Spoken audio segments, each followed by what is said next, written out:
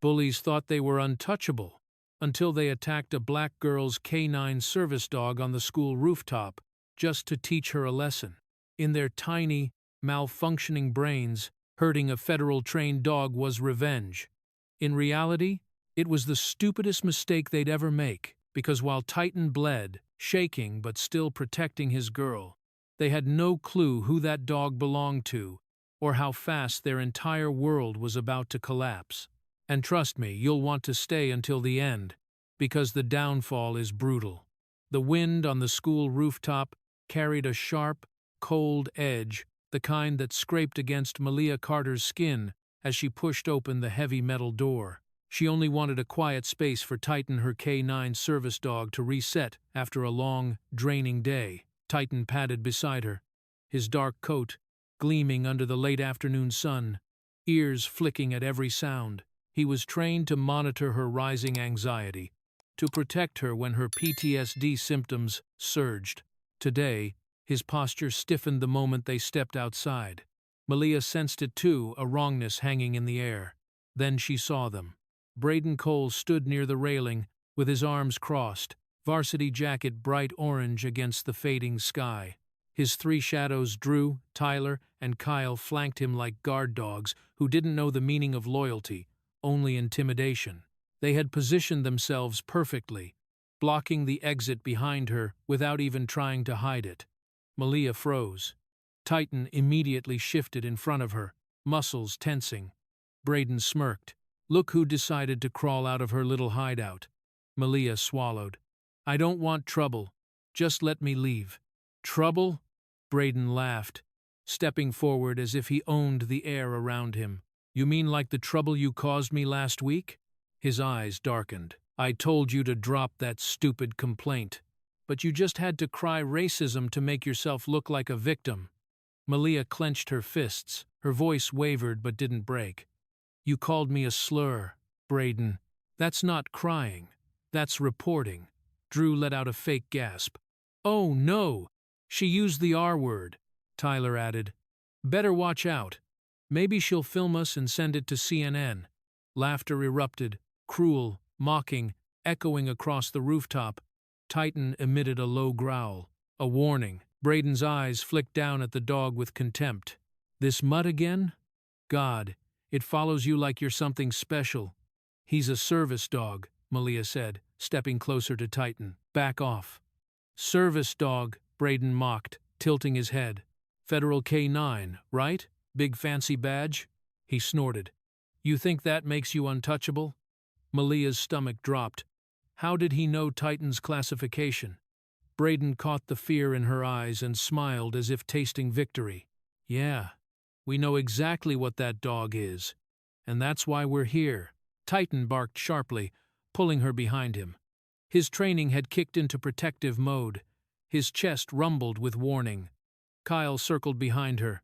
Braden wants an apology. On your knees, right now. Malia backed away until her shoulders touched the door she'd come through. She reached for the handle locked. Someone had jammed it. Braden tapped the metal baseball bat in his palm. The clink echoed like a countdown. You embarrassed me, he said quietly, too quietly. You cost me a starting spot last game. My dad chewed me out for 45 minutes because of you. His jaw tightened. So, today, you're going to understand what happens when you touch things that don't belong to you. I didn't touch anyone, Malia snapped. You called me out in front of everyone. All I did was tell the truth. Braden nodded slowly. Yeah, and you're going to pay for it. Drew stepped closer to Titan and kicked dust at him. What's he gonna do? Write a report? Titan lunged forward half a step, barking sharply. Drew stumbled back in shock. That was when everything shifted. Braden's expression hardened into something ugly. Something Malia had only seen on grown men in courtroom documentaries. You want to protect her so badly? He hissed, lifting the bat to his shoulder. Fine. Let's see how useful you are after this. Malia's heart slammed against her ribs. No! Don't touch him! Braden cut her off. Shut up. You should have thought about this before dragging my name through the mud, Tyler added. Dude, hit the dog.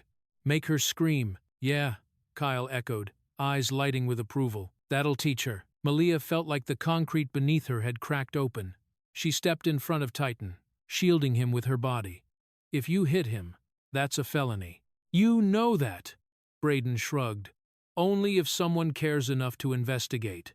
Titan barked again, louder his final warning. Braden raised the bat. The world narrowed to a single moment. The sun glaring against the silver metal, Titan's growl vibrating through Malia's spine, her breath catching as fear strangled her chest. "Stop!" she cried. Braden swung downward. Titan lunged sideways, pushing Malia out of the bat's path.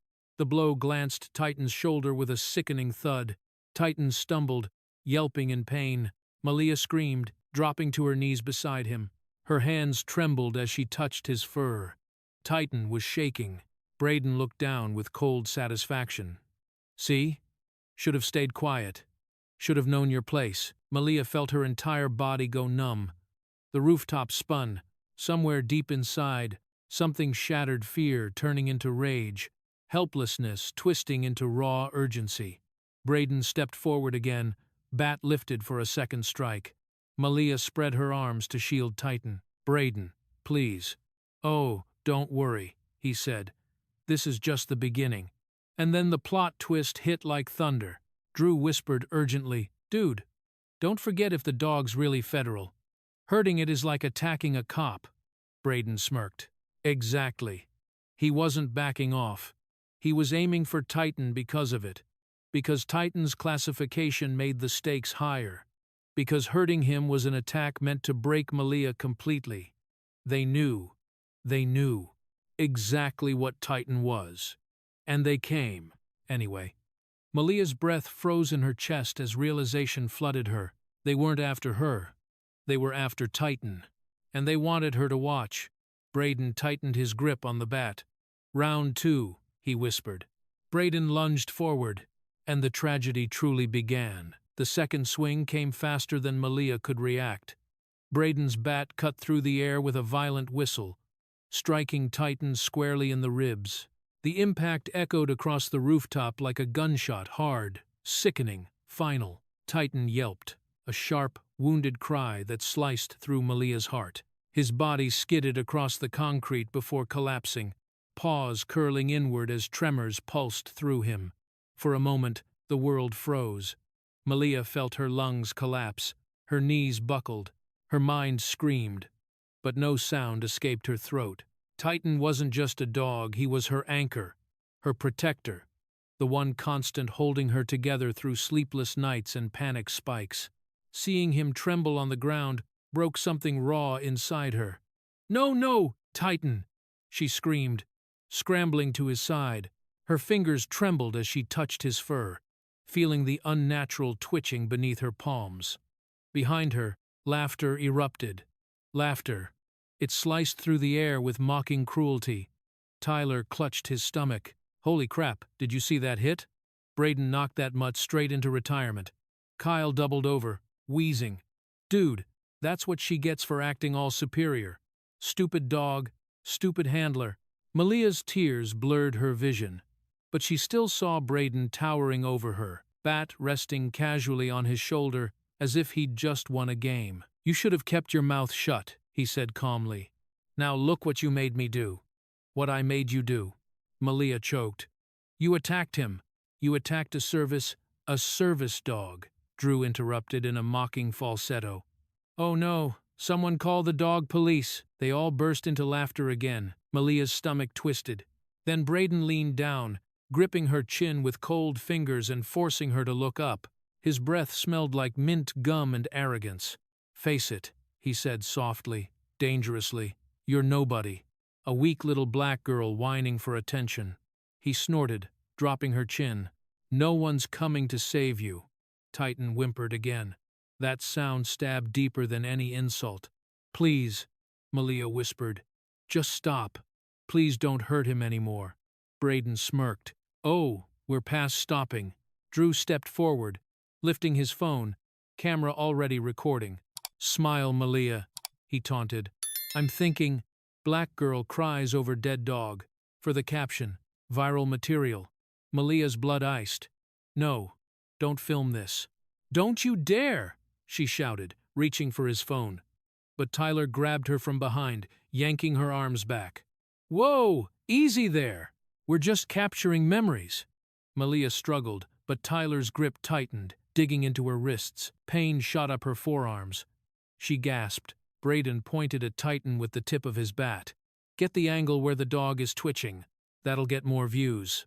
Drew laughed and crouched near Titan. Phone aimed directly at the wounded K-9. "Oh, poor little officer. Guess he can't protect you now." "Stop!" Malia screamed. Her voice cracked, raw and shredded from terror. Her cry echoed off the brick walls and died there. Braden clicked his tongue. "Oh, she's crying. Should we get her a tissue?" Kyle added. "Or maybe a muzzle. Dogs need matching accessories." The cruelty felt endless, choking, closing in like a tightening noose. Then something changed. A faint beep came from Titan's collar, very soft, barely noticeable under the laughter. But Malia heard it. Her heart stuttered. Titan's eyes opened, slightly unfocused, pained. His training instincts fought through the agony. His chest heaved. His paw tapped once against the ground in a shaky, deliberate motion. Then the collar beeped again, this time louder. Braden frowned. "What's that? Another stupid trick it does?" Drew lowered his phone. Why is it flashing red?" Malia's eyes widened. Titan had activated his emergency distress protocol, something he had only been trained to use when Malia was in extreme danger. A protocol that sent an encrypted signal to a very specific device. Her father's device. Agent Luther Carter's device. "Oh, my God," she whispered. "Titan, you activated it." Braden stepped closer, inspecting the collar with a confused expression. "What? Is it calling the vet? Or the therapy hotline?" Malia didn't answer, because panic collided with relief inside her chest. Her father would know. He would know something was wrong. Titan had just alerted a federal agent. Braden nudged Titan with his shoe. "Stop making noise, you dumb animal. We're not done here." Another beep. The collar light flashed brighter. Drew stepped back nervously. "Dude, I don't like that. What if it's like a tracker?" Kyle scoffed. "So what? His daddy gonna teleport here?" "Relax." But Malia wasn't relaxing. Her breath hitched as the realization sank in deeper with each beep. Titan wasn't just reaching out. He was recording vitals, sending GPS coordinates, transmitting threat status, and her father was going to receive all of it. Tyler jerked Malia's arms again. "Quit smiling like something good is happening. Nothing's saving you up here." But for the first time since the attack began, hope flickered. "Beep." Braden scowled. "Shut that thing up." He lifted the bat again. Malia lunged forward despite Tyler's grip. "No!" She threw herself over Titan's body, shielding him with her own, her cheek pressed against his fur. His breathing was shallow but steady enough for her to feel. "Please," she begged. "Please don't hurt him anymore. He can't take another hit." Braden tilted his head. "Oh, so now you're willing to beg? See how simple life becomes when you know your place." He positioned the bat over Titan's spine. "Braden, stop," Drew hissed. "If someone finds out—" "No one's finding out," Braden snapped. "No one cares what happens to her or this dog." Titan emitted a low, rattling growl, weak but defiant. Drew raised his phone again. "This is gonna be good." The rooftop air thickened with dread. Malia squeezed her eyes shut. Titan's collar flashed one more time. Beep. Beep cut to miles away, inside a federal K-9 training facility. A phone vibrated violently on a metal desk. Agent Carter glanced down. His face darkened instantly. "Emergency protocol activated, Titan. Vitals critical. Location: Ridgewood High School rooftop. Threat level." Red's chair screeched backward as he stood. No hesitation, no questions. His daughter was in danger, and someone had hurt Titan. There would be consequences. Agent Carter grabbed his keys, stormed out the door, as the rooftop nightmare continued without mercy. The Federal K-9 Tactical Training Center was normally a fortress of controlled chaos, barking commands, synchronized drills, and the rhythmic crunch of boots on gravel. But inside the command hub, where screens monitored dozens of active service dogs across the state, everything was cold, clinical, and precise. Agent Luther Carter stood at the front of the observation deck, arms crossed, eyes fixed on a live demonstration below. A young handler was practicing a takedown maneuver with his German shepherd, and Carter's measured voice guided him from above. "Lower your stance. Anticipate the recoil. Don't fight the dog's momentum, move with it." The handler adjusted, executed the maneuver perfectly, and the observing officers murmured with approval. Carter gave a single nod, then his phone vibrated. Once, twice, then violently. The screen flashed red. Emergency signal, K-9 Titan. Vitals. Abnormal heart rate spike. Rapid drop. Injury detected. Jeep location. Ridgewood High School rooftop's daughter's school. The breath left his lungs, not in panic, but in a deep, controlled exhale, the kind that came before storms. He tapped the alert to expand the data stream. Titan's heart rate graph jittered erratically across the screen. Sudden spike, then a steep plunge. Indicators flickered. Impact, trauma detected. Stress level maximum. Audio flagged. Malia screaming behind him. One of the training officers joked lightly, "Another false alarm?" "Titan is a bit dramatic sometimes." Carter didn't answer. The officer's smile faded.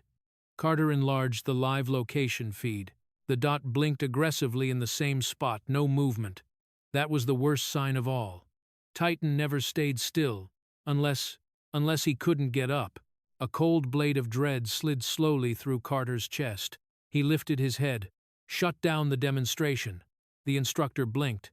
"Sir? Now." His tone cut through the air like a sharpened command.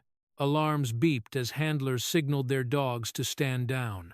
Whispers rose around the observation deck. No one had ever seen Carter interrupt a training cycle, but he wasn't listening to them. He was listening to the faint ringing in his ears, the echo of a father's instinct screaming at him that something was very, very wrong.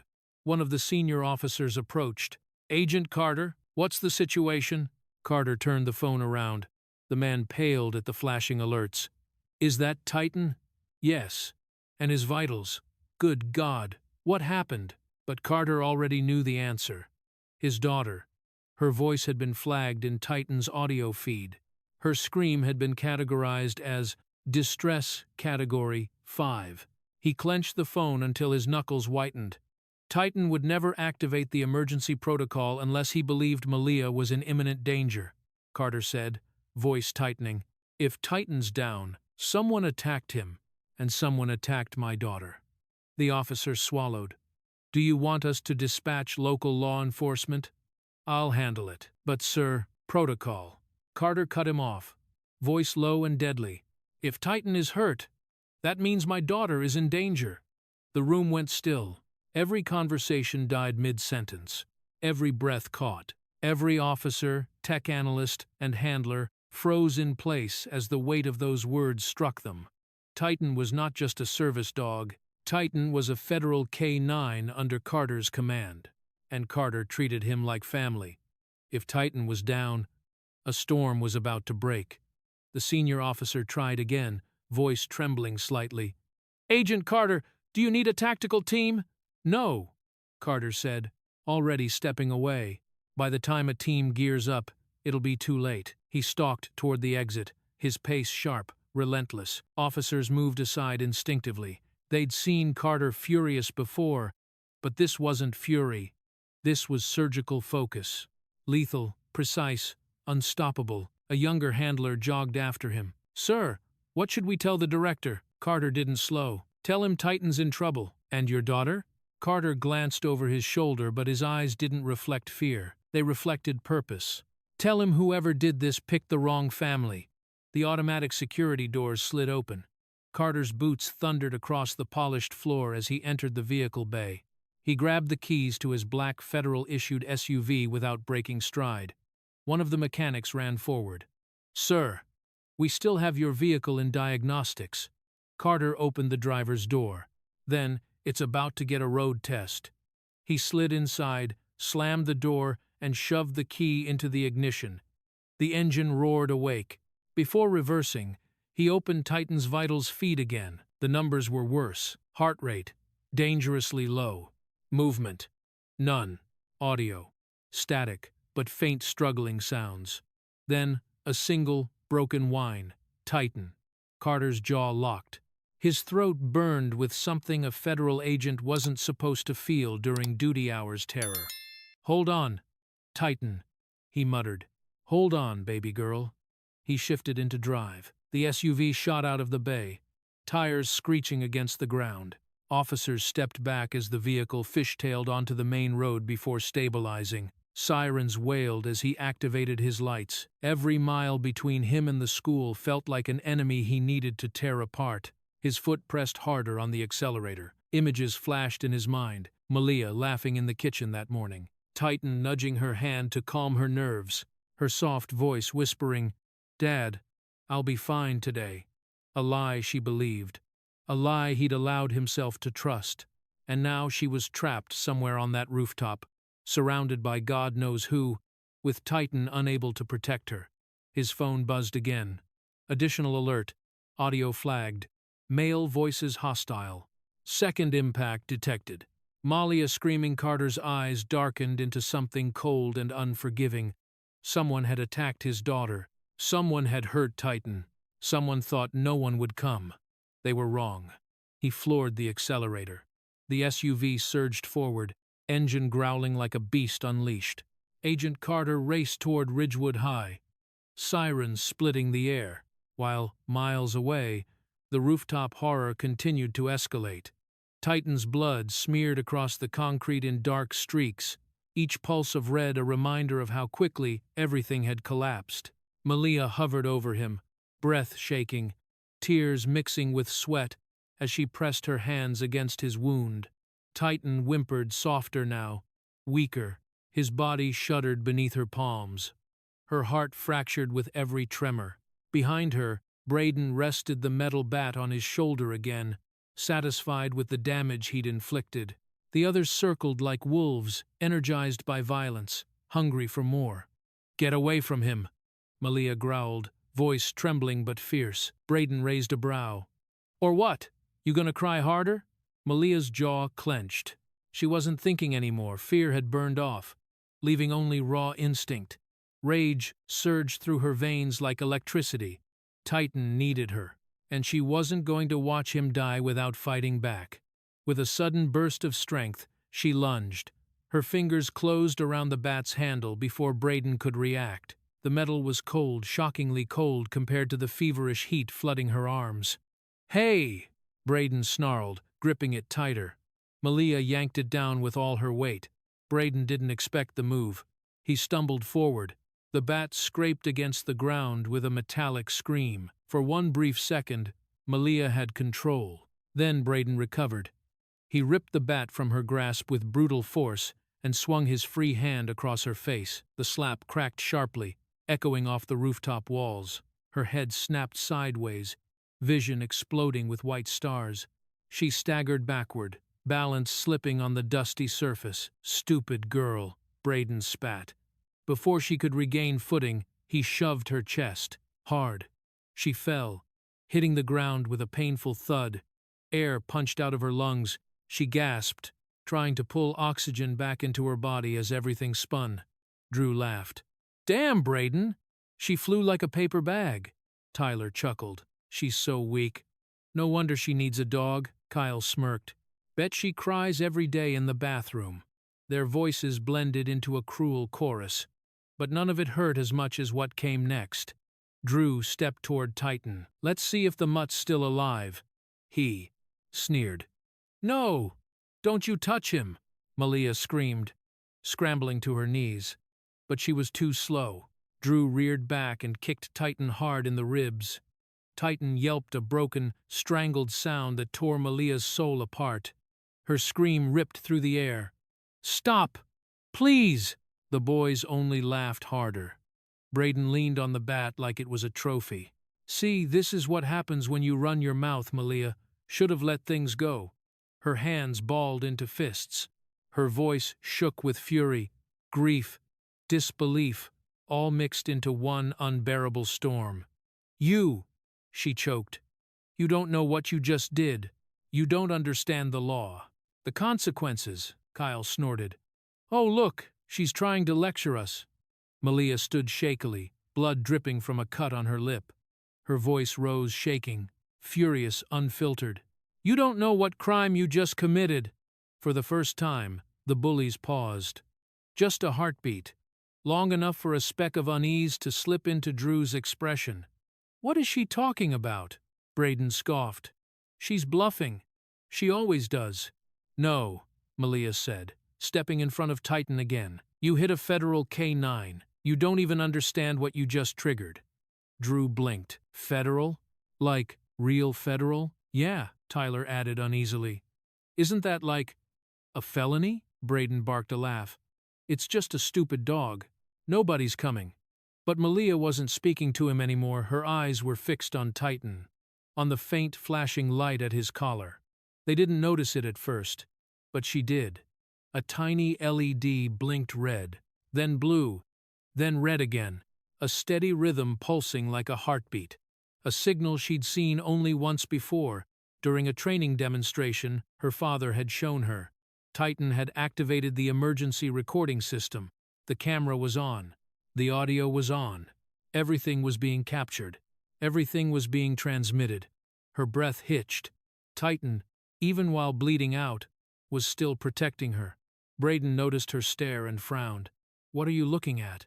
Malia didn't answer, but Drew followed her gaze. His eyes locked onto the blinking light. He froze. Guys?" His voice cracked. "Why is the dog's collar doing that?" Braden turned. "It's just a dumb light." "No, dude," Drew insisted, taking a step back. "I've seen collars like that on police dogs. Those are recording indicators, like body cams." Tyler blanched. "Wait. No. No way," Kyle muttered. "Bro, did we just live stream a felony?" Panic flickered across their faces, small at first, then growing like wildfire. Braden clenched the bat harder. "Shut up. You don't know what you're talking about." But his voice wavered. Malia saw it.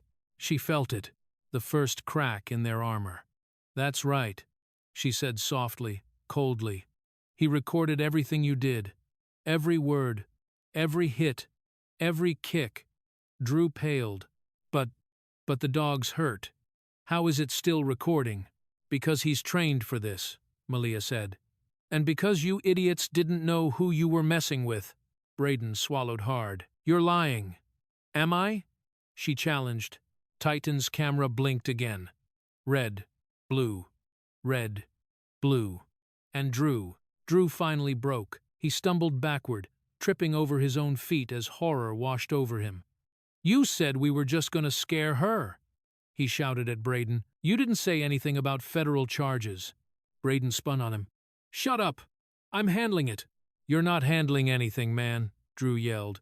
"If that thing sends footage—" "It won't," Braden roared. But he didn't sound confident. He sounded terrified. Malia felt the power shift. It wasn't victory, not with Titan bleeding beneath her, but for the first time since the attack began, the bullies weren't in control. Fear had entered the rooftop, and it was theirs. Drew stared at Titan's collar again, swallowing hard. What if someone already got the signal?" he whispered. He wasn't asking anyone in particular. He was asking the universe. As the blinking light reflected in Drew's terrified eyes, a phone miles away was already ringing in the hands of a furious father. Malia didn't wait for Braden to regain control. The moment his attention shifted toward Drew's panic, she scooped Titan's limp body closer to her chest, whispered something desperate and broken, then forced herself to stand. Her legs trembled violently. Her vision blurred. Pain pulsed down her jaw from the slap, but adrenaline shoved her forward. She bolted. "Malia!" Braden roared. Her shoes skidded across the rooftop as she lunged for the exit door. This time, she slammed her shoulder into it with everything she had. The lock tampered earlier by the bullies finally snapped loose. The door burst open. She stumbled into the stairwell. "Go after her!" Braden screamed, his voice cracking with fury and fear. Heavy footsteps thundered behind her. Malia sprinted down the stairs, clutching Titan's collar not to pull him, but to hold on to something that kept her grounded. Blood smeared across her hands. Her breath hitched in choppy, panicked bursts. "Stop her!" Tyler yelled. "Grab her phone," Kyle added. She didn't need to look back to know they were close. Too close. She slammed onto the landing, nearly tripping, and darted through the next door into the hallway. Her voice cracked as she shouted, "Help! Someone, please!" Before she could finish, a hand yanked her backward by the hood of her sweatshirt. Kyle. He ripped her off balance, nearly throwing her to the ground. "Give us the phone!" he shouted. Malia clawed at his grip, twisting wildly. "Let go of me!" Drew barreled toward her, eyes wide with desperation. "Braden's right, we have to erase everything. Give it!" "What video?" Malia cried, fighting to stay upright. Drew grabbed her wrists. "Your phone! You recorded us, I know you did." "I didn't," she shouted, voice cracking. "Titan recorded it, not me." That sentence stopped all of them cold. Braden, who had just reached the bottom of the stairwell, froze with the bat in his hand. Titan recorded it? He hadn't understood before. Now he did. His face went white, then red with rage. "You're telling me that stupid dog has everything saved?" He spat. "Yes," Malia hissed, pulling free. "And hurting him is a federal enough." Braden lunged forward, snatching her phone from her back pocket so violently she yelped. He tossed it to Kyle. "Delete everything." Kyle's fingers flew across the screen, then stiffened. "Braden, there's no video." "What do you mean there's no video?" Braden shouted. Kyle turned the phone around. "She wasn't recording. It's just messages and school apps." Drew exhaled shakily. "Then how do we delete the dog's footage?" That was the moment fear completely overtook them. Braden grabbed Titan's collar, flipping it over to inspect the blinking light. The camera lens was small, almost invisible, but unmistakable. "Okay," he muttered through clenched teeth. "Okay, we just turn it off." "Kyle, do it." Kyle pressed random buttons on the collar. Nothing changed. Tyler tried next. "Maybe hold it for 10 seconds? Wrong. Drew, try the other side." Still wrong. Malia wiped her mouth, the metallic taste of blood sharp on her tongue. She stared at them with pure disgust. "You idiots don't even realize," she whispered. "You can't delete it." Braden whipped around. "Shut up! You can't!" she repeated. Stronger this time. Anger overpowering fear. Titan automatically uploads footage to a federal database. The moment you hit him, everything was already backed up. The hallway fell silent, completely silent. Then Kyle took a step back, paling. "Braden, man, if this is true." "It's not true," Braden barked. "She's lying." "I'm not lying," Malia screamed, voice splitting with grief. "You heard a federal K-9. Do you understand what that means? You committed a felony. A real one!" Braden's grip on the bat tightened until his knuckles turned white. Panic flickered behind his eyes, but pride suffocated it. "No one's going to believe you," he growled. "Not one person." He leaned forward, inches from her face. "You think anyone here will take the side of a black girl over me?" The sentence was a punch to her chest. Drew looked uncomfortable. Tyler shifted uneasily. Kyle stared at his shoes, but Braden wasn't finished. "You're just a problem student," he sneered. "Your file says you've had emotional incidents, anxiety, episodes. You think the school doesn't talk?" Malia froze. Her throat tightened. He knew. He knew about her PTSD. He knew about her panic disorder. He knew the school labeled her unstable. Braden smirked at the fear in her eyes. "That's right," he whispered. "No one will believe a word you say. Especially not over me." Then came the hook, sharp, venomous, unforgettable. "No one believes weak little black girls." Her stomach twisted so violently she thought she might collapse. She opened her mouth to scream back at him. But then, a door at the end of the hall swung open. A teacher emerged, Mr. Halverson, the history instructor. Middle-aged, balding, coffee mug in hand. Malia's chest filled with sudden hope. "Mr. Halverson," she shouted. "Please, please help!" They attacked Titan. But Braden stepped forward with perfect timing, slipping into the role of the concerned student. "Mr. Halverson, thank God," he said, breath trembling convincingly. "Malia has been acting out again. She tried to sick her dog on us." The teacher frowned, confused.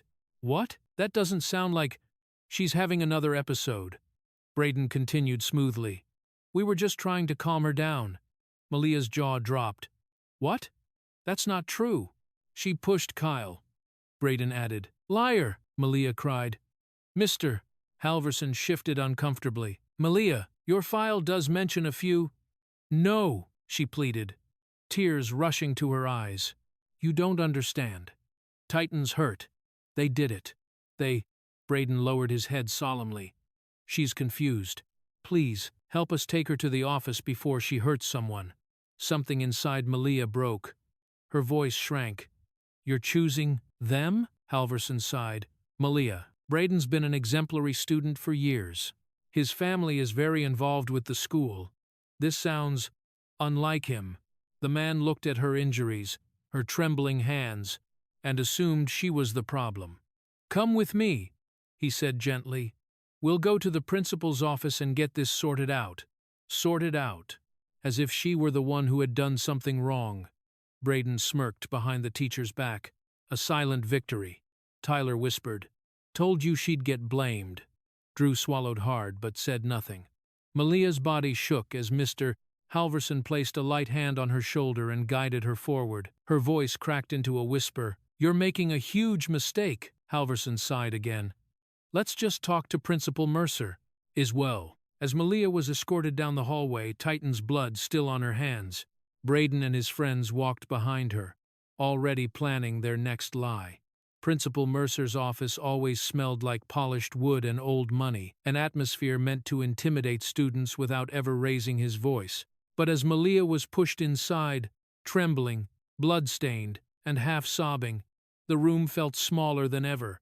Titan's collar hung limply in her shaking hand, still smeared with his blood.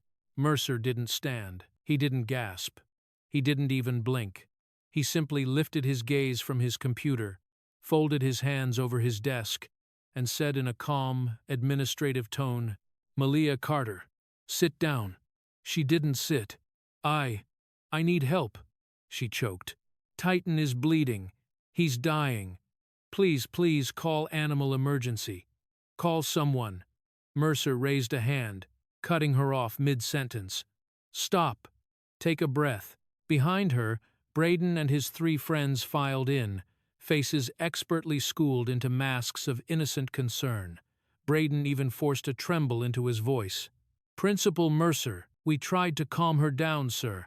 But she freaked out on us. She came at us out of nowhere," Tyler added. "Her dog snapped at Braden," Kyle said. "We were scared she'd sick it on students." Drew dropped his gaze, pretending to be shaken. "She's not stable today, sir." "That's a lie," Malia screamed, spinning around. "They attacked Titan. They hit him, they kicked him, Enough." Mercer's tone cracked like a whip despite its softness. The boys hid their smiles. Malia's chest seized. "Please, he needs a vet. He needs—" Mercer stood now, slowly, deliberately, the way a judge rises before delivering a verdict. He walked around the desk and looked down at her with disappointment rather than concern. "Malia," he said, "I've read your file." Her stomach dropped. "I know you struggle with emotional regulation," he continued. "I know you've had episodes, incidents." No, I haven't," she protested weakly. "And I know," Mercer went on, voice dipping lower, "that Titan is your emotional support system, but if you cannot control him or yourself on campus—" "I didn't do anything," she cried, tears spilling over. Braden stepped forward. "Sir, we were just worried she might hurt someone, or herself. We wanted to get her help." Mercer nodded approvingly at them like they were responsible young men doing their civic duty. Malia felt faint. "Mr. Mercer," she whispered, "Titan isn't dangerous. He's licensed. I'm aware," Mercer interrupted, "that Titan is a service animal." His gaze hardened. "Which makes your behavior even more concerning." Why would you weaponize a trained K-9 against your classmates? Malia gasped. I would never. Mercer exhaled dramatically, as if she were exhausting him. The boys, said Titan, lunged. Several times. That's because they were beating him, she yelled. They hit him with a bat. They stomped him. Braden's voice cracked perfectly. Sir, that's not true. She's just upset. Mercer placed a sympathetic hand on Braden's shoulder. You boys did the right thing bringing her here. Something inside, Malia snapped, her vision blurred with rage and disbelief. You're taking his side? She shouted. All of them. Against me? Against a dying dog? Mercer didn't raise his voice, didn't show anger, only annoyance. This isn't about taking sides, he said. It's about protecting this school from disorder. Disorder? Malia screamed. He's bleeding out. He needs help. Mercer clasped his hands behind his back. And the school nurse cannot treat animals. District policy requires we turn Titan over to animal control. They will assess whether he needs to be put down. Put down? Malia's knees nearly buckled. No, you can't. He's not a stray. He's a federal service dog. Braden snickered. Was. Shut up, Malia snarled. Mercer's eyes flashed. Tone, Miss Carter.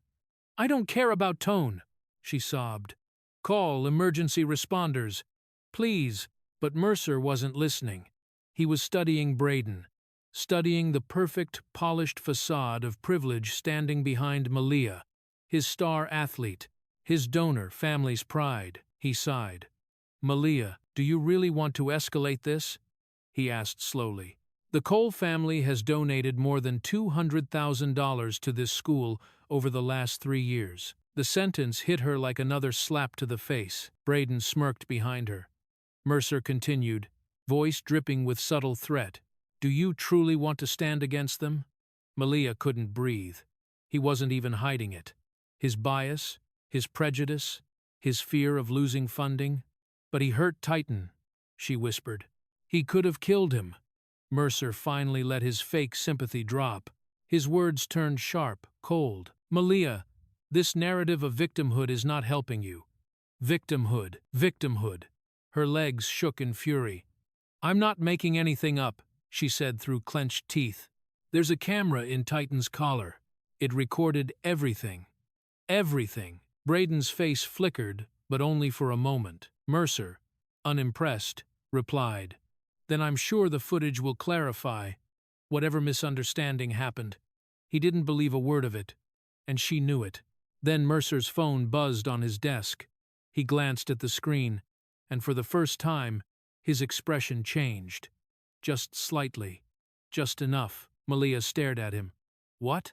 She asked. He didn't answer her. Instead, he read the message again, jaw tightening. Braden noticed. Is it from my dad? Mercer gave a subtle nod. Malia's blood ran cold. Mercer cleared his throat. Boys, wait outside. I need a moment alone with Malia. Braden looked both relieved and satisfied. Sure thing, sir. When the door shut behind them, Mercer's entire demeanor shifted. He leaned in close to Malia, lowering his voice to a level that wasn't meant to be recorded or witnessed. Mr. Cole messaged me 10 minutes ago, he said quietly. He told me what happened on the rooftop. Malia felt a spark of hope. Then, he told me, Mercer continued, that you were unstable today, that Titan attacked Braden, that you fabricated a story to cover your behavior. Malia's heart dropped into her stomach. He asked me, Mercer finished, to handle this quickly, discreetly. Her breath caught. Discreetly? She whispered. What does that mean? Mercer's eyes hardened into steel. It means we will resolve this without involving outside authorities. Her skin crawled. He was covering it up. He was covering everything up, and in his mind, it was already done. You can't, she whispered. You can't hide this. You can't sweep this under. Mercer stood back up to his full height. Malia, you will remain here until animal control arrives. Titan will be confiscated, and you will write a statement acknowledging misconduct and emotional instability. I won't, she screamed. You will, or you will be suspended." Tears streamed down her face. "You're destroying my life to protect them." Mercer didn't deny it. He didn't even flinch. Before she could speak again, a sound cut through the building. A shrill, unmistakable wail. Sirens, police sirens, right outside the school. Mercer's head snapped toward the window. What on earth? Malia's heart leapt. The sirens grew louder. As a black SUV skidded to a stop outside, and Agent Carter stepped out with murder in his eyes. The black federal SUV screeched to a stop in front of Ridgewood High, cutting across 2 parking lanes without hesitation. Students milling near the courtyard froze as the driver's door flew open, and Agent Luther Carter stepped out like a force of nature, jaw locked, eyes burning, the kind of controlled fury that made grown men step back without knowing why. His boots hit the pavement hard. He didn't run. He charged. Every student within sight instinctively moved aside, sensing something catastrophic had just entered the school grounds. Sergeant Ramsey, a seasoned officer from the local precinct, pulled in seconds later, emergency lights still flashing. He hurried to catch up with Carter. "Agent Carter," Ramsey called. "Slow down, we need to approach this carefully." "No," Carter said, never breaking stride. "We don't." He marched through the front doors so aggressively that the security guard stammered, "Sir, do you have a visitor pass?" Carter flashed his badge so quickly the man's words died mid-sentence. "Where is Principal Mercer's office?" Carter demanded. The guard raised a shaking hand and pointed down the hallway. "That way, sir." Carter didn't wait for more. Ramsey followed, already pulling on latex gloves and muttering, "This is going to be a long day." Every footstep Carter took echoed like a countdown. Teachers peeked out of classrooms as he passed, their faces tightening with confusion and apprehension. He looked like a man who had run out of patience hours ago. He looked like a man who had reached his breaking point, and nothing was going to stop him. When they reached Mercer's office, Carter didn't knock. He opened the door with a controlled shove. The door smacked against the wall. Principal Mercer jolted from behind his desk. "Excuse me? You can't just—" "My daughter," Carter said, voice low and lethal. "Where is she?" Mercer blinked. Malia. Yes, she's— Where is she?" Mercer cleared his throat nervously. "She's calming down in the next room. She had an episode," and Ramsey's brows knitted. "Episode?" Mercer nodded earnestly. "Yes. The boys brought her in after she became unstable." Carter's shoulders stiffened. Ramsey let out a heavy sigh, already sensing the lies filling the room like smoke. Carter stepped closer to Mercer's desk. "What exactly are you accusing my daughter of?" "Emotionally lashing out," Mercer said. "Aggressive behavior. Loss of control. Her dog was also behaving unpredictably." "Unpredictably?" Carter repeated, his tone freezing over. "Titan is dying in a pool of his own blood." Mercer flinched for the first time. Carter seized the moment. "Show me the rooftop camera footage," he ordered. Mercer blinked. "The rooftop cameras are, unfortunately, unavailable at the moment." "Unavailable." Carter's voice went flat. "Why?" "A technical malfunction," Mercer said. "We're having our IT department look into it." Carter's jaw flexed. "When did the malfunction start?" Mercer hesitated. "Approximately an hour ago." "Convenient timing," Ramsey muttered. Carter stepped even closer. "Turn the system on. Now." "I can't," Mercer said. "Why not?" Mercer swallowed. "As I said, technical issues." Carter stared at him as if dissecting every nerve behind his carefully constructed lie. "You're hiding something," Carter said. Mercer straightened defensively. "I assure you, Agent Carter, we take student safety seriously." Carter slammed his badge onto the desk so hard, Mercer jumped. The badge gleamed under the office lights. Bold, federal, undisputable. Then Carter leaned forward, his eyes drilling into Mercer's. "You are actively obstructing a federal investigation." The words struck the room like a thunderclap. Mercer's face drained of color. I don't understand." "You're lying about the footage," Carter said. "You're lying about what happened on that rooftop. And you're lying about my daughter." Mr. Carter, Agent Carter," he corrected sharply. Ramsey stepped beside him. "Principal Mercer, when a K-9 officer is injured, it's treated as an attack on law enforcement. You need to cooperate," Mercer stammered. "I didn't realize the dog was—" "His name," Carter snapped, "is Titan, and he sent me a distress signal with GPS coordinates, audio, and biometric data." Mercer blinked rapidly. "A distress signal?" "Yes," Carter said, "which means the assault was recorded, and unlike your conveniently malfunctioning cameras, Titan's footage cannot be erased. Not by you, not by the district, not by anyone." Mercer's throat bobbed. "I wasn't aware." "You were aware of something," Carter cut in. "Because 10 minutes before I arrived, you received a text message from Mr. Cole Braden's father, telling you to handle my daughter quietly." Mercer's eyes shot wide. How did you know?"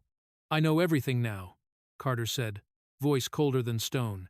"Your silence ends today." For the first time, Mercer understood exactly who he was dealing with, not a concerned parent, but a federal agent with authority, evidence, and the kind of rage that could topple his entire career. Carter stepped back just enough to keep his words from becoming a physical threat. "Take me to Titan," he said. Mercer hesitated. I don't think that's necessary." Carter's eyes sharpened into razor blades. "If you do not walk me to him this second," he said quietly, "I will assume you are intentionally delaying medical care for a federal K-9. That carries a penalty of obstruction, endangerment, and tampering with evidence," Ramsey added. "And it'll put your entire school under investigation." Mercer broke. His shoulders sagged. His eyes darted to the door. Sweat gathered near his collar. "Of course," he stammered. "Right away. Follow me." As Mercer led Carter and Ramsey down the hallway with shaky steps, students peeked from classroom windows to watch. The bullies' lies were cracking, the school's cover-up was unraveling, and a furious father was seconds away from finding his wounded partner. Carter pushed forward, voice like steel. "Take me to Titan. Now." The security control room sat in a dim corner of the administrative wing, rows of monitors stacked like silent witnesses, each one flickering with the lives of students going about their day. Normally, the hum of the servers created a steady, reassuring background noise. Today, it felt like a room full of accomplices trying to hide their guilt. Mercer entered first with stiff, uneasy steps. Carter followed close behind, his posture rigid, eyes fixed on the monitors like a predator scanning for prey. "Sergeant," Ramsey shut the door behind them, letting it click into place with a finality that made Mercer flinch. A middle-aged technician looked up from the console, startled. "Principal Mercer? Can I help you?" Mercer forced a strained smile. "We need to review the rooftop footage from the past hour." The technician nodded and began typing. "Sure, sir. One moment." Carter folded his arms, watching every keystroke. The monitor switched to a timeline interface. The technician clicked on rooftop camera 1. The video loaded, then froze, then displayed a red error banner across the screen. "File corrupted. Video unavailable." The technician blinked. "Oh, that's strange. Try the second rooftop camera," Mercer said quickly. The technician selected rooftop camera 2. Same error. Then rooftop camera 3. Error. Rooftop camera 4. Error. All 4 rooftop cameras simultaneously corrupted, simultaneously unavailable, for exactly one specific window of time. The technician swallowed. "Sir, I don't know what happened. These files were fine yesterday." Carter stepped closer. "Play any footage from before the incident." The technician clicked a timestamp from earlier that morning. The cameras worked perfectly.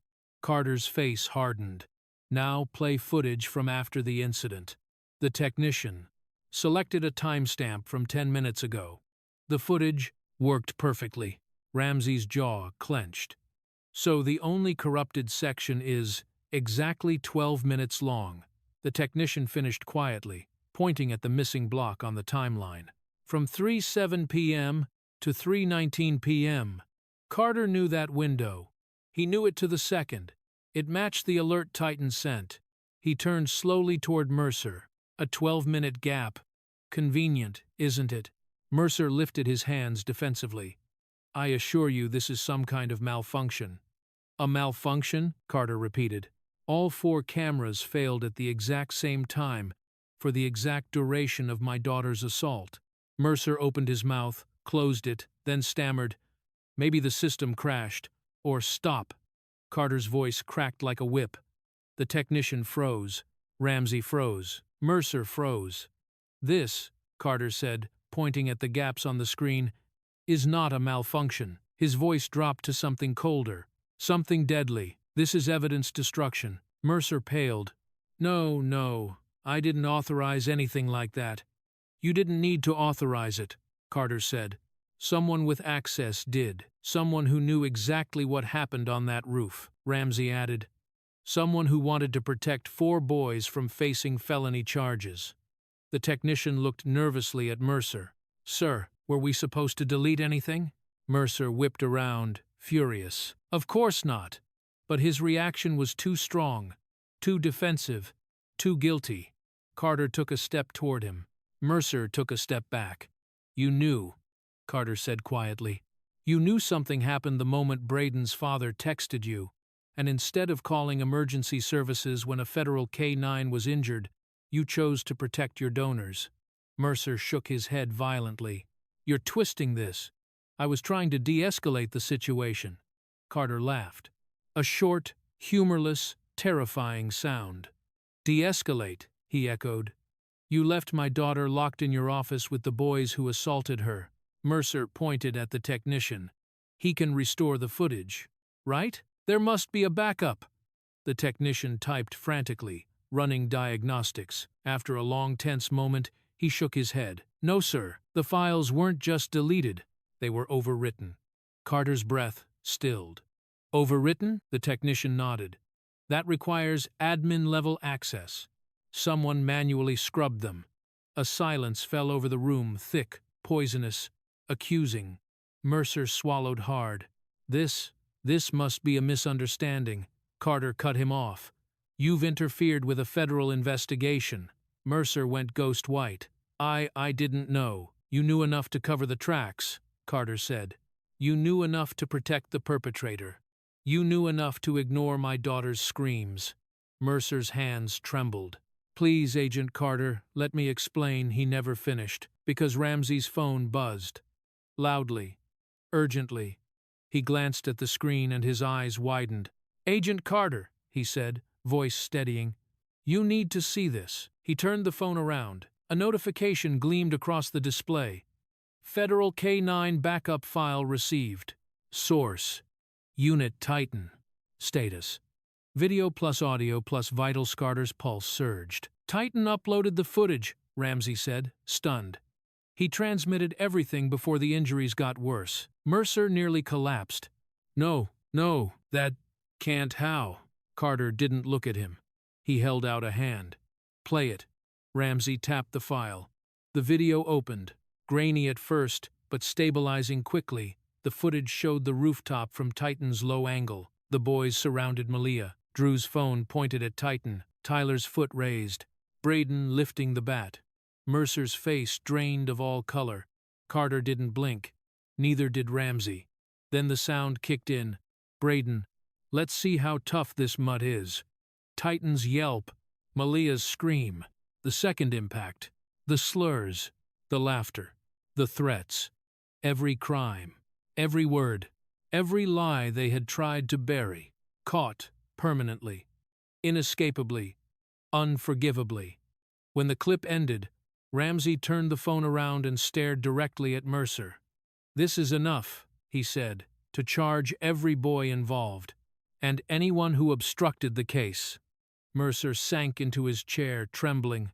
I didn't. Carter leaned in slowly, his face inches from Mercer's voice, steady, grave, lethal. You destroyed your cameras. You silenced my daughter. You protected her attackers, and you hid the truth. He lifted Titan's blinking collar from his pocket. But Titan didn't let you. Ramsey tapped the screen again, replaying the damning footage. As the video illuminated Mercer's horrified face, the truth finally surfaced, and the cover-up began to crumble. Ramsey turned to Mercer and said, "Principal, you need to explain this, now." The air inside Principal Mercer's office felt heavier than concrete. Every breath seemed to vibrate with the tension of lives about to collapse. The blinds filtered in thin slices of afternoon light, stretching across the carpet like prison bars. Carter stood tall in the center of the room, Ramsey beside him, while Mercer hovered behind his desk, sweating, trembling, unraveling. Two teachers, Miss Clark and Mr. Donnelly, had been summoned moments earlier, after Ramsey's request for witnesses. They now stood against the wall, unsure why they were called. But sensing that something catastrophic was unfolding, Ramsey cleared his throat. "Principal Mercer, for transparency, we'll review the footage here right now." Mercer nodded tightly, but his eyes avoided Carter's, unable to withstand the weight of a father's fury. Ramsey tapped his phone. The room fell into silence. For a moment, only the soft hum of the air conditioner filled the space. Then Titan's footage appeared on the screen. The shaky lens captured the rooftop. Titan's low angle saw the boys first: Braden standing over Malia, towering, threatening, Drew circling, shouting, Tyler and Kyle laughing. Then Braden raised the bat, and the room heard it. That first blow, a sickening thud, echoed from the phone speakers, forcing Miss Clark to slap a hand over her mouth. Mr. Donnelly blinked rapidly, stunned. Mercer's fingers curled into the edge of his desk. Then came Titan's yelp, raw, agonized, sharp enough to tear into anyone with a conscience. Malia's voice followed, breaking apart mid-scream. "Stop, please." The teachers stared in horror. "Oh my God," Miss Clark whispered. "That's assault," Mr. Donnelly said under his breath. These boys, the video continued without mercy. Braden, should have stayed quiet." Laughter. Another blow. Titan collapsing. Malia, weeping.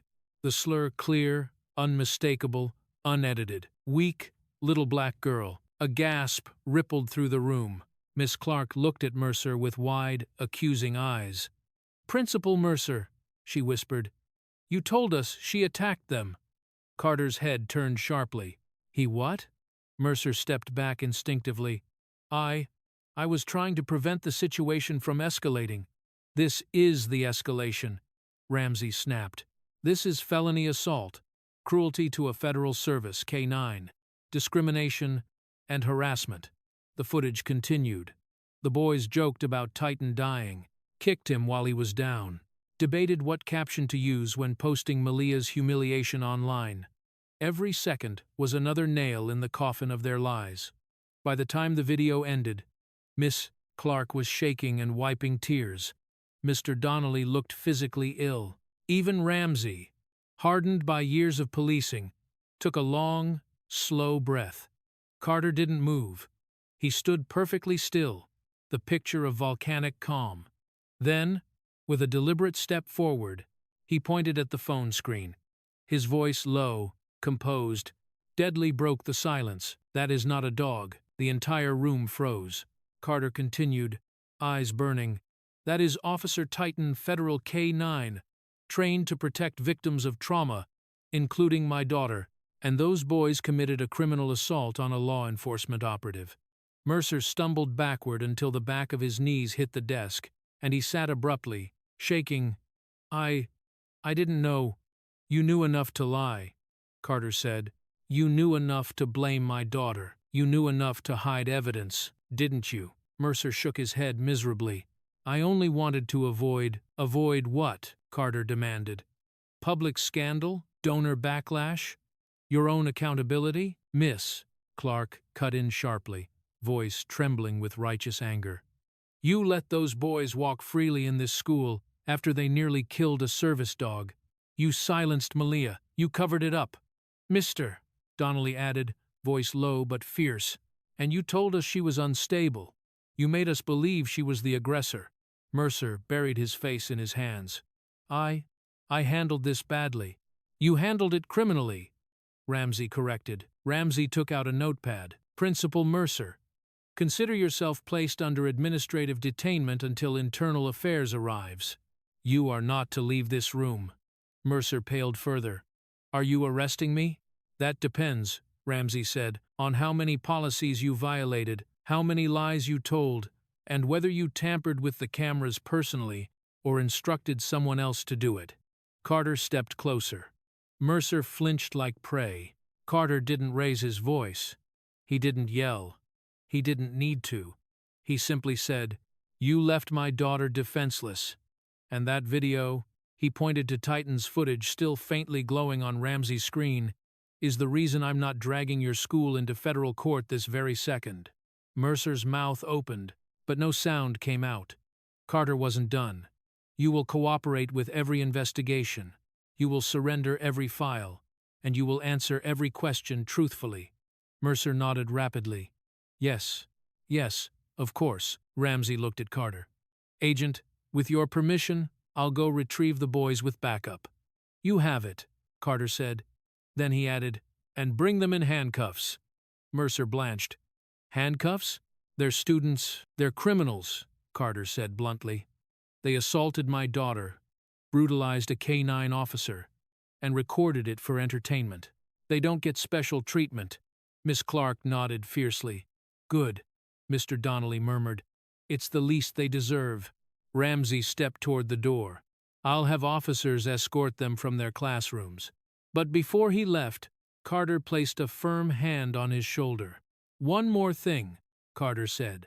Ramsey paused. Yes? Carter looked back at the horrific freeze frame on the video. Braden's bat raised high. Titan bleeding. Malia screaming. His voice dropped to a cold whisper. Make sure they understand. Titan wasn't just a dog. He was an officer. Ramsey nodded solemnly. He understood exactly what Carter meant. As Ramsey exited to gather the bullies, Mercer sat trembling in his chair, the teachers glaring, the truth exposed, the lies shattered. And Carter? He finally exhaled. Because now finally justice had begun. Ramsey's voice echoed down the hallway. Bring me Braden Cole and his friends now. The temporary police room inside Ridgewood High had never seen real action, mostly truancy meetings, petty theft talks, the occasional vape confiscation. But today, it felt like the center of a criminal investigation. The fluorescent lights buzzed sharply above, casting unforgiving shadows across the metal table. Braden Cole sat in the interrogation chair first, still wearing his varsity jacket, still pretending he had control. But the tremor in his leg said otherwise. Sergeant. Ramsey entered the room with a folder under his arm, calm and methodical. He shut the door behind him, clicked his pen, and sat across from Braden. Let's start simple, Ramsey said. Tell me exactly what happened on the rooftop. Braden leaned back, feigning confidence. Nothing happened. Malia freaked out and attacked us. Her dog snapped at me. We tried to calm her. Ramsey didn't blink. So the video we saw is, what? Edited? Braden stiffened. Yeah. She probably messed with it. You can't trust. Ramsey opened the folder, pulled out still images, each one from Titan's footage. The moment the bat struck Titan, the frame showing Braden laughing, the freeze frame of his foot stepping toward Malia, the slur leaving his mouth, captured perfectly in subtitles. Braden's face drained. That doesn't prove anything. Ramsey closed the folder calmly. Let's talk again. What happened on that rooftop? Braden's jaw clenched. She provoked us. And the dog? Ramsey asked. Did that federal K-9 provoke you too? Silence. I didn't know it was federal, Braden muttered. You knew enough, Ramsey replied. He leaned forward, voice steady, piercing. You're looking at felony charges. Braden swallowed, eyes darting around the room. Then he snapped defensively. It wasn't just me. Drew was filming. Tyler kicked the dog. Kyle blocked the door. Why aren't you grilling them? Ramsey raised a brow. So now it's their fault? I'm saying we're all responsible. Braden blurted, then realized what he had admitted. Ramsey stood. Thank you, Braden. That'll be all for now. Drew walked into the room trembling. He didn't sit. He collapsed into the chair, rubbing his hands together until the skin reddened. Ramsey showed the first still image. Drew flinched. Were you filming because you thought it was funny? Ramsey asked. Drew's voice cracked. Braden told me to. He said it would make him look cool. He said no one would ever believe her. Did you believe that? Ramsey pressed. Drew's eyes filled with tears. I didn't want to be there. I didn't want to hurt her or the dog. Braden made us go. He told us we had to back him up, or we were dead socially. So you participated. Drew covered his face. I didn't hit anyone. I swear. I was just scared. Ramsey's voice softened only an inch. The recording helped save Malia, but you still assisted in the harassment. Drew broke. He sobbed into his fists, then shouted the sentence that shattered everything. We were forced. Braden made us do it. The confession echoed down the hallway. Tyler and Kyle stiffened where they sat, waiting their turn. Braden heard it from inside his room and slammed his fist on the table. The dam had cracked. Tyler tried to act tough when he entered, but Ramsey placed the images in front of him, and all the bravado melted away. Tyler rubbed his neck nervously. Look, we didn't think it was serious. We thought Braden would swing close, not actually hit the dog. But he did, Ramsey said. Tyler's voice thinned. He said Malia deserved it for ruining his life. He said dogs were replaceable. And you agreed, Ramsey replied. Tyler deflated. I'm sorry. I'm really sorry. Kyle confessed even faster. I just grabbed her phone because Braden told me to. He said if we didn't cover it up, his dad would bury us. I didn't want to lose my scholarship. Ramsey wrote notes quietly. One by one, the boys crumbled. The golden facade of Ridgewood's perfect athletes collapsed under the reality of consequence. Ramsey returned to Braden with a new folder. Inside it were printed screenshots. Do you recognize these numbers? Ramsey asked. Braden glanced at them, and his face twisted with dread. They were text messages sent to Malia over the past 2 months. Threats, harassment, warnings to stay quiet, messages saying she should know her place. Braden groaned. Those weren't from me. I know, Ramsey said. He flipped the next page. Because the number is registered to your mother. Braden's head snapped up. What? No, she wouldn't. She did, Ramsey said. She texted Malia dozens of times, pressuring her to withdraw her complaint. She used a disguised app, but the registration traces back to your home Wi-Fi. Braden's face went gray. Ramsey closed the folder. You're not the only one under investigation anymore. Braden sank backward in his chair, stunned, defeated, small. The swagger of the rooftop was gone. The arrogance dissolved. What sat before Ramsey now was not a powerful bully, but a frightened boy who realized the world no longer revolved around his privilege. Ramsey stepped out of the interrogation room and signaled to the officers waiting in the hall. Notify the Cole family, he instructed. They're being summoned to the county courthouse. Effective immediately. The officers nodded and moved into action. The Cole family's empire of influence was about to collapse, and this time, no amount of money could save them. The fluorescent lights in the county veterinary hospital buzzed faintly, casting a pale, sterile glow across the waiting room. Malia sat hunched in one of the plastic chairs, Titan's blood still staining her sleeves. Her hands wouldn't stop shaking. Every inhale burned, every exhale trembled. She kept replaying the rooftop, the sound of the bat, Titan's cry, the way his body went limp in her arms. She couldn't escape it. Carter paced back and forth across the tiled floor, his jaw clenched so tightly the muscles twitched. He had already spoken to the receptionist, the nurses, 2 veterinary surgeons, anyone who could give him even a sliver of information. But the answer was always the same.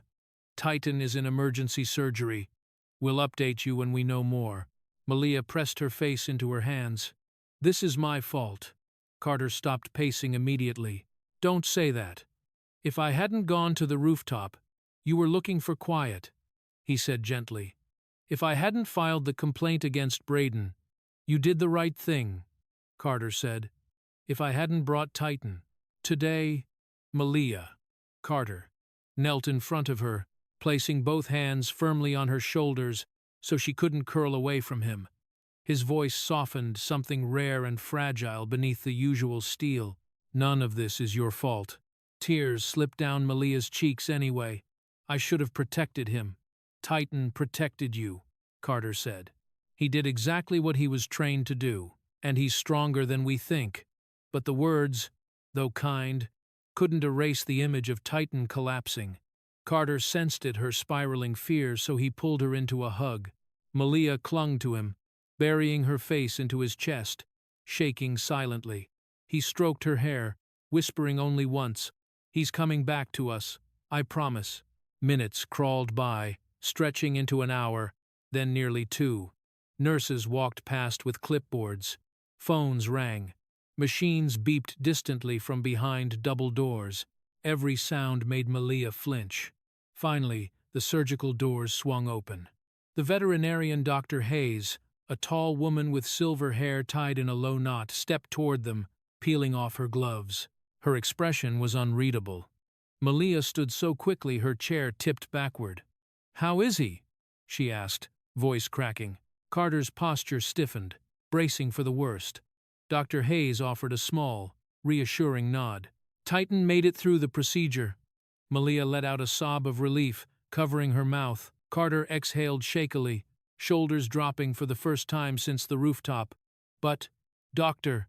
Hayes continued, "he suffered multiple blunt force injuries, broken rib, soft tissue damage, internal bruising. He's stable for now, but the next 24 hours are critical." Malia nodded fiercely. "Can I see him? Soon?" "Doctor," Hayes said. "He's in recovery, still sedated." Carter placed a hand on Malia's back. "You hear that?" He fought. Malia wiped her eyes. "He always does, Doctor." Hayes studied the two of them for a moment. Malia, trembling. Carter, exhausted but composed. Then her expression shifted subtly, something thoughtful threading into her features. "There's something you both need to know about Titan," she said carefully. Carter's brows drew together. "What do you mean?" Dr. Hayes folded her arms. "Titan exhibited a response during surgery we don't see in standard service dogs." Malia blinked. "A response?" "Yes," Dr. Hayes said. "When his vitals dropped to a dangerous level, Titan triggered a neural override similar to what we see in K-9 units with advanced combat training." Carter's eyes sharpened, but Titan wasn't assigned to combat service. "That's what I thought, Doctor," Hayes said, "until I reviewed the embedded microchip logs." Malia felt her stomach tighten. "Embedded logs." "Doctor," Hayes nodded. "Titan wasn't just trained as a therapy and emotional assistance dog." She paused for emphasis. "He completed a classified resilience protocol, used only in elite federal K-9 units, something far more advanced than what was listed on his public record." Malia's eyes widened. "Titan was military?" "In a sense," Dr. Hayes said. "He was trained to withstand trauma far beyond normal thresholds, to keep fighting even when severely injured, to stay conscious long enough to protect his handler." Carter looked shaken, not frightened, but deeply moved. "He wasn't supposed to have gone through that program," Carter murmured. "It was still an early trial when Titan was assigned to Malia. That's what the records suggest," Dr. Hayes said. "But the override response he showed, it saved his life." Malia pressed a hand to her heart. "So he stayed awake? For me?" Dr. Hayes nodded softly. "Yes, even when he shouldn't have been able to." Tears welled in Malia's eyes again, not from grief this time, but from a fierce swell of love and gratitude. Carter placed a gentle hand on her shoulder. "Titan's tougher than all of us, kiddo." Dr. Hayes offered a faint smile, but it faded quickly as she checked her tablet. "There's more," she said. "Agent Carter, I need to speak with you privately. There are details about Titan's training and chain of authorization that require federal clearance." Carter straightened.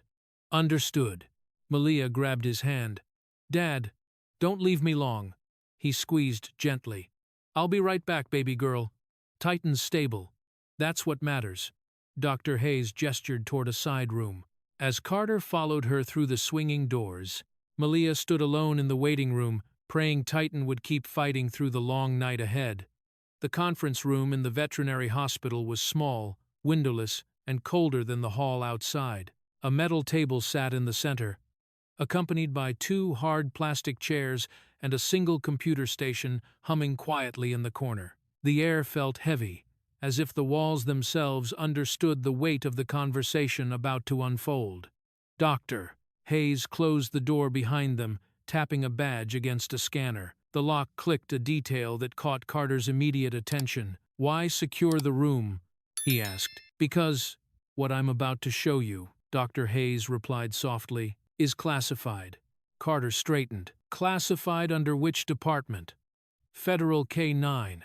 Task Directive 7B, she said. His brows lifted. "That program is still active?" "More than active, Doctor," Hayes answered. "Your dog is part of it." Carter froze. For a moment, even his breathing stopped. "That's impossible," he said lowly. Titan was reassigned to Malia after the early trials. He wasn't approved for full tactical training. Dr. Hayes walked to the computer and inserted a small, encrypted drive. Titan wasn't just trained, he was selected. The screen lit up with a federal seal. Unit Titan. Clearance level. Restricted. Status. Active Protection Unit. Immunity. Federal Officer. Class 1. Carter's pulse hammered. "Doctor." Hayes turned toward him, eyes solemn. "Titan isn't simply a therapy dog. He's one of 12 K-9 seconds chosen for an advanced resilience program designed to operate under extreme stress and protect vulnerable civilians. And the program was never declassified." Carter sank slowly into one of the chairs. The truth hit him with a force even he hadn't expected. "He shouldn't have been assigned to my daughter," Carter murmured. "He was..." "Doctor," Hayes said softly, "because the program director believed Malia was the perfect match. Her psychological profile, Titan's behavioral strengths. They bonded faster and deeper than expected." Carter swallowed hard. "So all this time, Titan still carried federal immunity?" "Yes.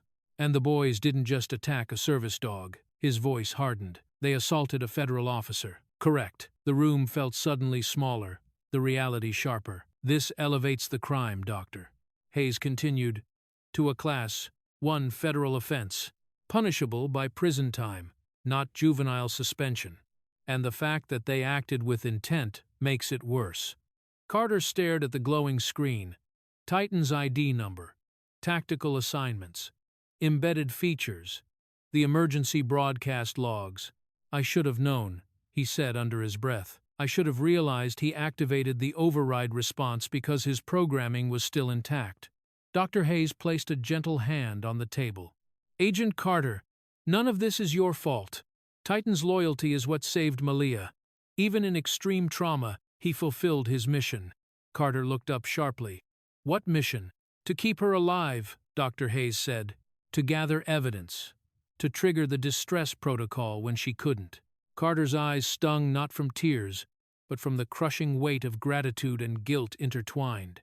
He stayed conscious long enough to send the footage. He whispered, "Yes, Doctor," Hayes said, "and that footage is now part of a federal case file." Carter drew a long breath. Control returned to his posture, because now he knew exactly what needed to be done. "Dr. Hayes," he said, "Malia deserves to hear this much. She needs to know Titan won't be put down or confiscated." Dr. Hayes nodded. "She can know the basics, but the clearance-level details stay between us." Carter stood, but before he could reach the door, Dr. Hayes added, "There's something else." He turned back. "Titan's file includes a legal clause," she explained, "that extends immunity and federal protection to his assigned handler." Carter's heartbeat stumbled. "You mean..." "Yes," she confirmed. "Any targeted attack on Titan that endangers Malia is classified as an attack on a protected civilian under federal law." Carter closed his eyes for a moment, absorbing the severity. When he opened them again, his voice was iron. "They're not walking away from this." Dr. Hayes nodded grimly. "They won't." He exhaled and reached for the door handle. "Agent Carter," she said just before he stepped out. He paused. Her voice was steady, heavy with impact. "Braden may face prison, not school discipline." Carter didn't respond. He didn't need to. The fire in his eyes said everything. Malia sat curled in one of the chairs, arms wrapped around herself, Titan's collar clutched to her heart. She looked up as Carter emerged. Her face was tired, streaked with dried tears, but hopeful. "Dad, is Titan going to be okay?" Carter knelt in front of her just as he had earlier. "He's strong," Carter said gently. "Stronger than we ever knew." "But what did the doctor tell you?" Malia asked. Carter brushed a strand of hair from her face. "Something important, something that changes everything." Her breath caught. "Is it bad?" He shook his head. "It means what happened to Titan wasn't just cruelty, it was a federal crime." Malia blinked. "So, Braden and the others, they'll face real consequences now," Carter said. "This won't be swept away by Mercer, or by Braden's family, or anyone." Malia's shoulders relaxed for the first time in hours. Carter stood, offering her a hand. "We need rest. Tomorrow will be intense." "Tomorrow?" she echoed. Carter nodded. "Yes. The county courthouse will be the center of everything. Investigators, attorneys, Braden's family, and us." Malia stood slowly, gripping his hand. "Are we ready for that?" Carter looked toward the closed door of the surgical suite, where Titan lay recovering. "For Titan?" he said quietly. "For you? For justice?" He squeezed her hand. "We're ready for all of it." As father and daughter stepped out of the conference room, fluorescent lights buzzing overhead, the fate of the Bullies shifted from school discipline to federal prosecution. The next morning, the county courthouse would erupt into chaos. The county courthouse buzzed with a tense, electric energy. Reporters clustered outside the steps, cameras flashing as families, students, and administrators streamed into the building. The case a group of students accused of assaulting a federal K-9 had exploded across the district overnight. Inside the courtroom, Malia sat beside her father at the plaintiff's table. She wore a simple black sweater, hands folded tightly in her lap. Exhaustion clung to her features, but so did resolve. Titan's collar rested beside her, a silent symbol, still stained with traces of dried blood. Carter placed a steadying hand on her shoulder. "Whatever happens today," he murmured, "you already survived the worst." Malia nodded, though her breath trembled. The courtroom doors opened. Braden entered with his parents and a sharply dressed attorney. His mother, impeccably styled and cold-faced, clutched her designer purse like a shield. His father walked stiffly, jaw clenched. Braden kept his head down, acting like the victim of an unfair world rather than the architect of his own downfall. The bailiff called for silence. "All rise." Judge Eleanor Reeves entered, stern and steady, her presence enough to silence the whispers instantly. "You may be seated," she said. The proceedings began. Braden's attorney rose first. "Your Honor, this is a tragic misunderstanding," he began smoothly. "The boys involved are exemplary students, athletes, volunteers, leaders. We intend to prove that Malia Carter fabricated aspects of this story due to emotional instability." Malia shut her eyes. There it was again. The narrative Mercer had fed them. A story built to crush her voice. Braden's mother took the stand next, tears brimming not for Titan, not for Malia, but for her son's reputation. "My Braden would never harm anyone," she said dramatically. "He tried to help that girl. But she's had issues. Everyone knows that. And the dog, well, dogs bite. Boys panic." Her gaze hardened as she looked toward Malia. "I believe she staged part of this to keep attention off her own behavior." Carter's finger twitched against the table. Malia kept staring at Titan's collar. When the prosecutor called her name, Malia rose on shaky legs. Carter squeezed her hand once before she stepped forward. She stood in the witness box, swearing to tell the truth. Her voice wavered at first. "I went to the rooftop for quiet. I didn't expect anyone else to be there." "Tell the court what happened," the prosecutor said gently. Malia inhaled, and the tremor in her voice vanished. "Braden confronted me because I reported him for racial harassment last month," she said firmly. "He told me I needed to learn my place. Then he raised a bat. Titan stepped between us. The courtroom shifted, people leaning forward." Malia continued. No theatrics, no exaggeration, just truth. He hit Titan. Again and again. When Titan fell, I tried to protect him. They laughed. They called me names. They recorded it like entertainment. Her voice cracked, but she forced the words out. They thought nobody would believe me. The prosecutor nodded softly. Why did they think that? Malia lifted her chin. Because I'm black, and because adults at school kept telling them their families mattered more than kids like me.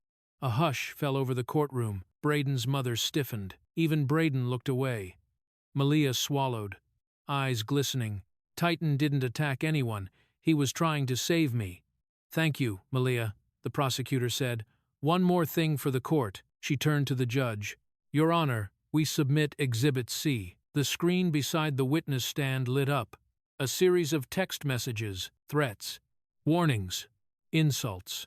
Sent over 2 months. Judge Reeves frowned. Who sent these? You'll notice, the prosecutor said, that the number is registered to Mrs. Cole. Gasps erupted across the courtroom. Braden's mother shot to her feet. That is a lie. The prosecutor raised a brow. You deny sending these messages to a 15-year-old girl late at night? Messages telling her to withdraw her complaint? Messages calling her? She paused, choosing her words carefully. Racially charged names I won't repeat? Mrs. Cole's face flushed crimson. That was for my son's protection. She targeted him. A ripple of disgust moved through the courtroom. Judge Reeves struck her gavel sharply. Mrs. Cole, sit down. Braden looked shattered. His parents' empire of influence evaporated in real time, exposed under unforgiving fluorescent lights.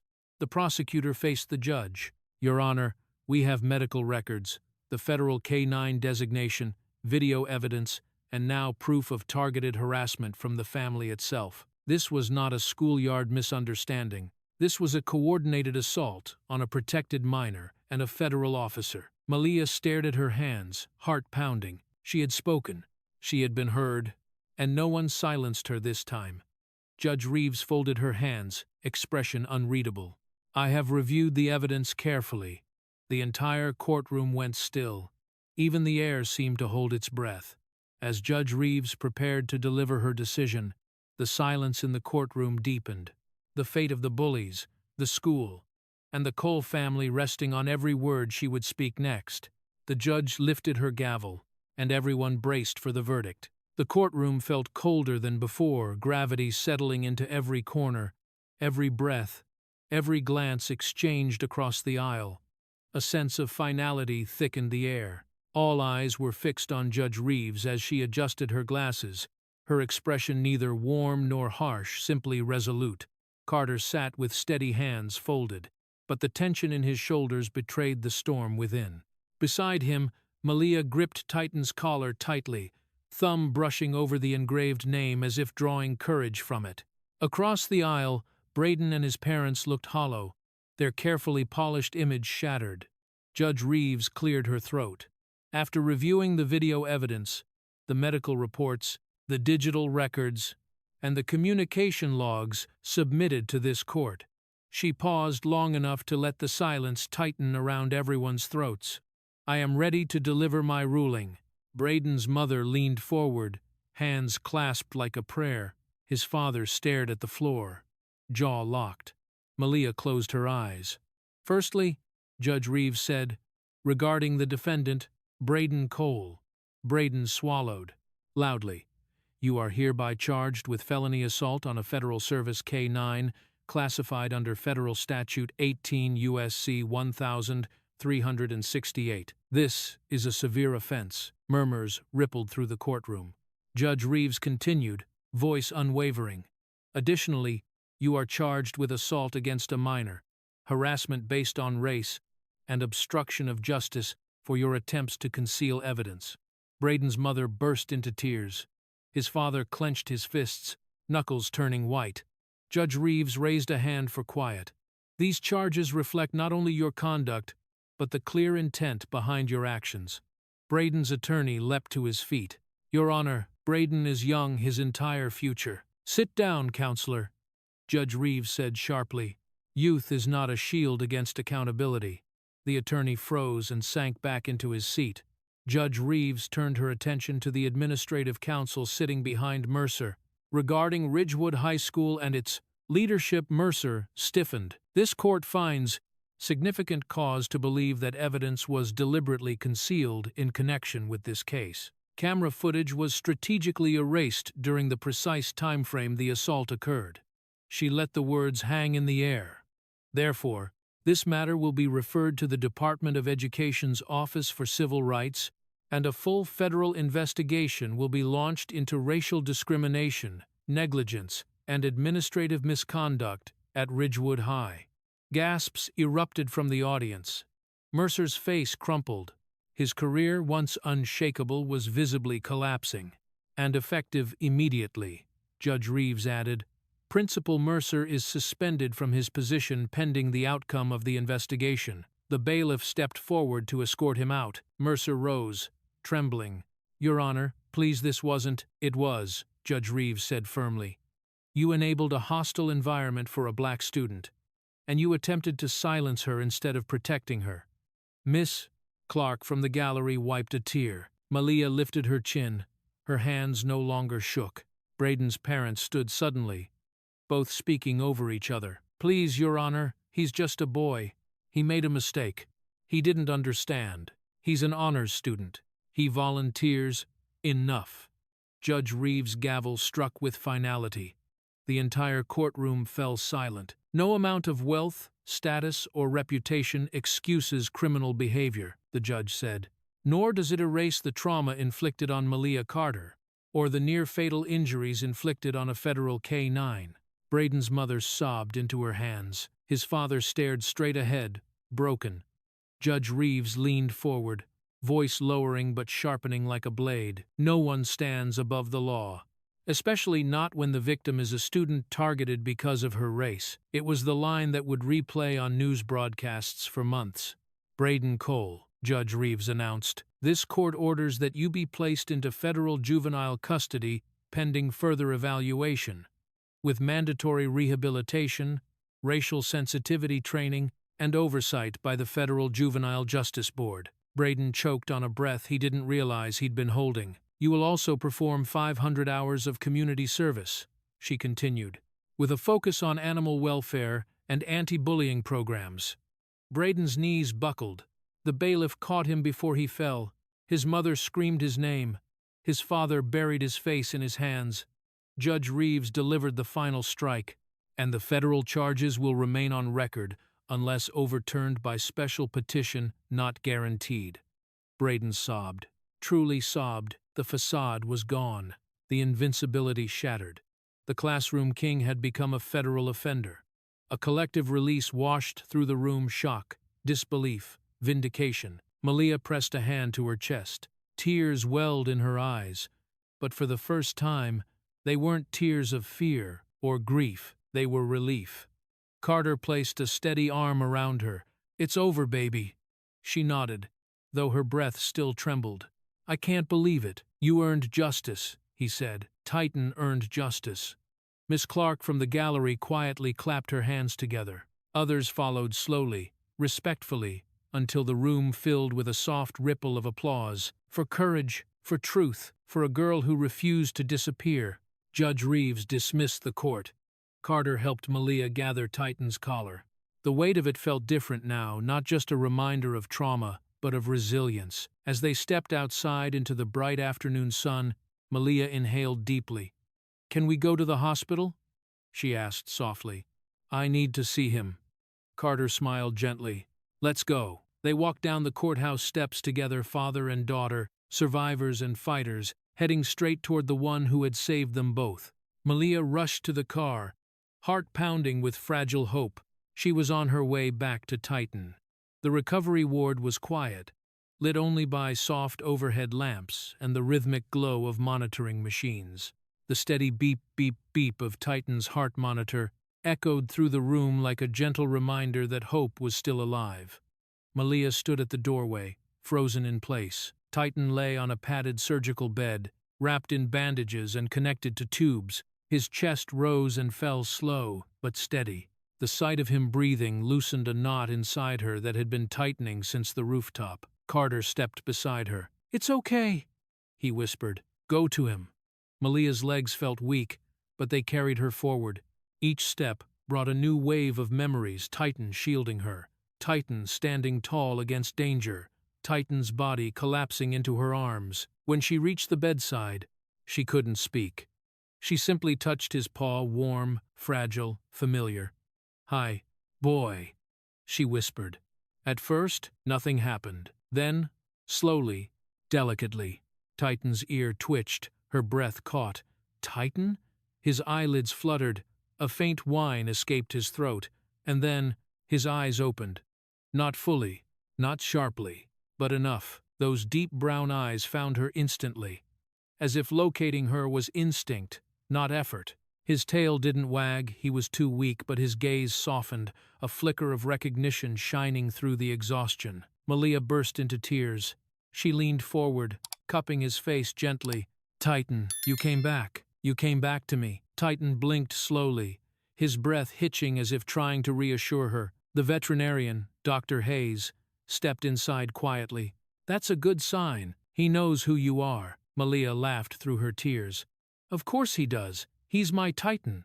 Carter approached, placing a steady hand on her shoulder. "He fought harder than any soldier I've ever known." Titan shifted weakly, adjusting to Malia's touch. Malia wiped her cheeks, trying to smile, even though every part of her felt like collapsing from relief. "I'm so sorry," she whispered to him. "I'm sorry they hurt you. I'm sorry I couldn't stop it." Titan gently exhaled, as if dismissing her guilt entirely. "He doesn't blame you," Dr. Hayes said softly. "If anything, you're the reason he held on. Dogs like Titan, they don't fight for duty, they fight for family." Malia leaned closer. "I love you, Titan." For a long moment, there was only quiet, soft breathing, steady beeping, the fragile stillness of healing. Titan tried to move his paw, but his muscles trembled. Malia quickly held it, stabilizing him. "Easy, boy. I've got you." Then something happened. Something so small, yet so powerful it drew a gasp from every person in the room. Titan lifted his paw again. Barely an inch, barely a moment, but he placed it deliberately, gently on top of Malia's hand. A gesture of trust, a gesture of loyalty, a gesture of gratitude. Malia sobbed openly. "Oh, Titan, thank you. Thank you for staying." Carter's voice thickened with pride. "We did it, Malia. Justice was served. Truth won. And Titan survived." She looked up at him through tears. "Dad, we won." Carter nodded, placing his other hand over Titan's paw as well, forming a circle of the three of them bound by something unbreakable. "He's family," Carter said, "and family never goes down without a fight." Titan blinked slowly, content, leaning subtly into their touch. Dr. Hayes stepped back with a soft smile. "He'll need time to recover. But with this kind of love and this kind of fight in him, he's going to be just fine." Malia laughed quietly, wiping her cheeks with the back of her sleeve. "We'll stay with him every minute." "You should," Dr. Hayes said. "He'll heal faster knowing you're here." Malia rested her forehead against Titan's gently.